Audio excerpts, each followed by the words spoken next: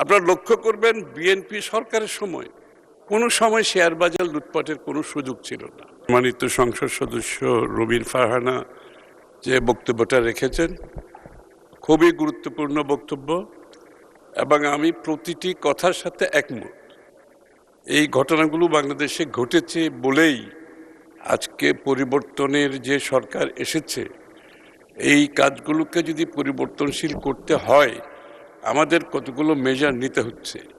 এর মধ্যে একটা হচ্ছে সিকিউরিটিজ অ্যান্ড এক্সচেঞ্জ কমিশনকে ঢেলে সাজাতে হবে এবং এটার কার্যক্রমের যে রেগুলেটরি ইস্যুগুলো আছে এখানে পরিবর্তন আনতে হবে।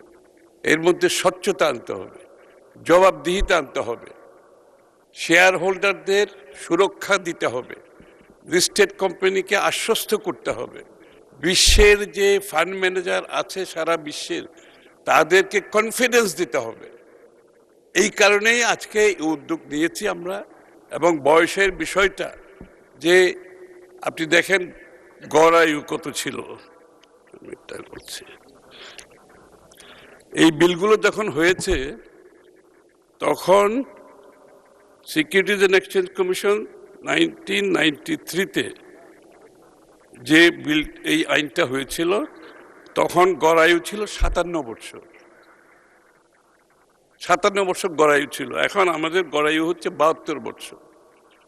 সুতরাং আপনাকে বুঝতে হবে আজকের দিনে ওই 57 বছরের গড় আয়ু যদি আমি অ্যাপ্লাই করি, আপনি যোগ্য ব্যক্তিরা কোনো কাজ করতে পারবে না, অভিজ্ঞ ব্যক্তিরা কোনো কাজ করতে পারবে না। সুতরাং এইসব বিবেচনায় এনে আমরা এখানে সংস্কারগুলো করতে চাইছি, বড় ধরনের সংস্কার করতে হবে।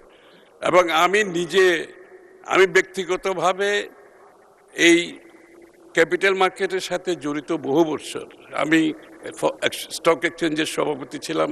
বাংলাদেশ ক্যাপিটাল মার্কেটে যে ইনফ্রাস্ট্রাকচার অবকাঠামোগত উন্নয়ন আমার হাত দিয়ে হয়েছে এবং সবগুলো, কিন্তু দুর্ভাগ্যবশত বিগত দশকের অধিক সময়ে এই সব ভালো অবস্থাকে ব্যবহার করে কিন্তু লুটপাট করেছে, একবার নয় একাধিকবার লুটপাট করেছে। আপনারা লক্ষ্য করবেন বিএনপি সরকারের সময় কোনো সময় শেয়ার বাজার লুটপাটের কোনো সুযোগ ছিল না।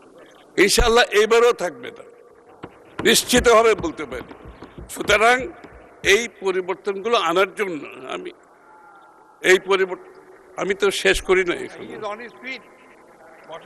মাননীয় সদস্য, it's out of the norm, please take your seat. মাননীয় মন্ত্রী আপনি অব্যাহত রাখুন, মাননীয় মন্ত্রী আপনি অব্যাহত রাখুন। আমি একটু ধৈর্য ধরার জন্য অনুরোধ করছি। আমরা তো এই সংসদে সবাই এসেছি জবাবদিহি হওয়ার জন্য, তাই না? বিরোধী দল জবাবদিহি করবে, সরকার জবাব দিতে হবে, জবাবদিহি হতে হবে। এই মন মানসিকতায় কিন্তু আমরা সংসদে এসেছি।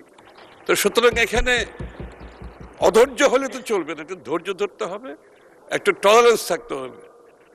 তো সাথে সাথে এটাও বলছি যে আমরা যেহেতু এই বিলটি এটা পরীক্ষা নিরীক্ষা করেছে, বিশেষ কমিটি পরীক্ষা নিরীক্ষাও করেছে, পরীক্ষা নিরীক্ষা করে এই বিলটি আজকে এখানে এসেছে।